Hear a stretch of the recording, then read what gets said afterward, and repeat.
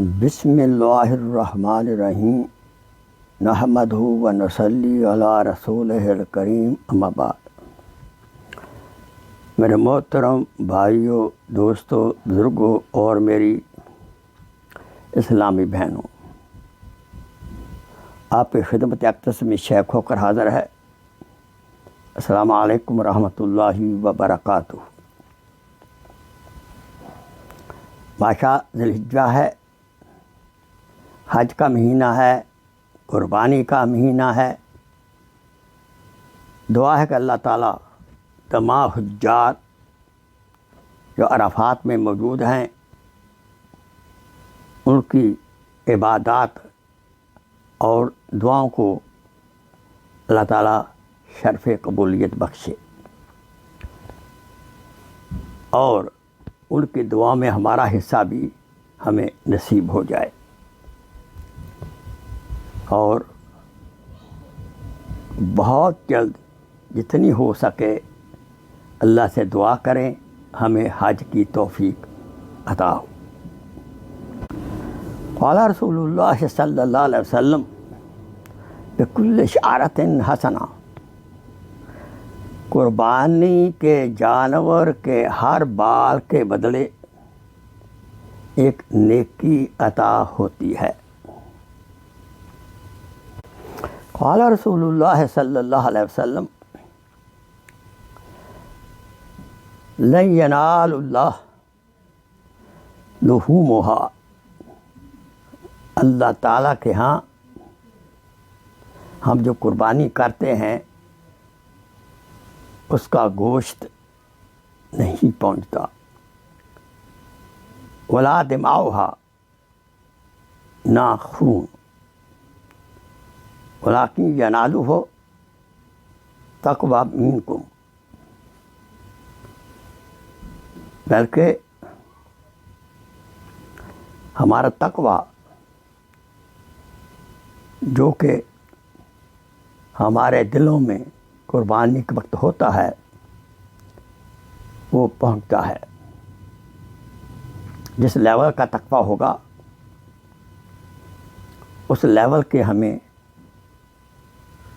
اجر نصیب ہوگا۔ قربانی کیا ہے؟ مومن عبادتوں کی ادائیگی کا شکر نذرانہ کے ذریعے کرتا ہے، اس کو قربانی کہتے ہیں۔ یاد رہے، عید الفطر کی خوشی کا آغاز عبادات مثلا روزہ، تراویح، صدقہ فطر کے بعد ہوتا ہے، اور عید الاضحیٰ کی خوشی کا آغاز جانور کی قربانی و یادگار ابراہیم علیہ الصلوۃ والسلام اور اسماعیل علیہ الصلوۃ والسلام کے ہوتا ہے۔ قربانی کا عمل 10، 11، 12 ذی الحجہ وہ ہم قربانی کر سکتے ہیں۔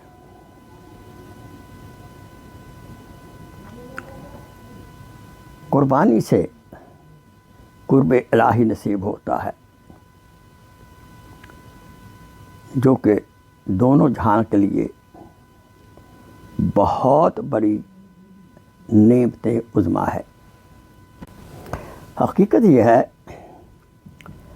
نہ کسی مقام یعنی جگہ، نہ کسی عمل، نہ کسی وقت، نہ کسی شخص میں رکھا ہے، بلکہ احکامات الہی کا اتباع کرنا ہی سب سے بڑی حکمت ہے۔ حج کی عبادت میں عقل کے بتوں کو توڑا گیا ہے۔ جب اب غور کریں، سوچیں، جو حج کے وقت ہم اعمال کرتے ہیں، مثلاً کعبۃ اللہ کے گرد طواف کرنا، عرفات کے میدان میں وقت گزارنا وغیرہ۔ عرض کیا کہ حج کی عبادت میں عقل کے بتوں کو توڑا گیا ہے۔ اصل دین کیا ہے؟ اتباع حکم کا نام دین ہے۔ حکمت سمجھ آئے یا نہ آئے، اس لیے ہمیں دینی احکام کے اندر کبھی حکمت نہیں ڈھونڈنی چاہیے۔ حکمت ڈھونڈنا عقل کا شیوا ہے۔ جب اقبال رحمۃ اللہ علیہ فرماتے ہیں، گزر جا عقل سے آگے یہ نور، گزر جا عقل سے آگے یہ نور، چراغ راہ ہے منزل نہیں ہے۔ عقل کی گتھیاں سلجھا چکا میں، میرے مولا مجھے صاحب جنوں کا۔ یاد رہے، جہاں عقل کی انتہا ہے وہاں سے عشق کی ابتدا ہے۔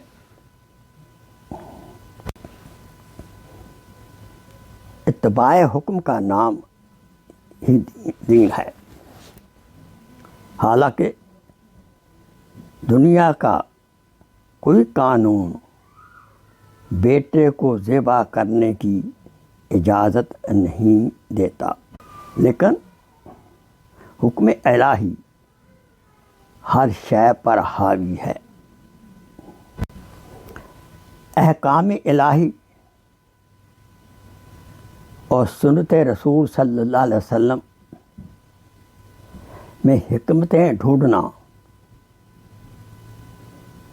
یہ گمراہی کا راستہ ہے۔ جب اس ابراہیم علیہ السلام نے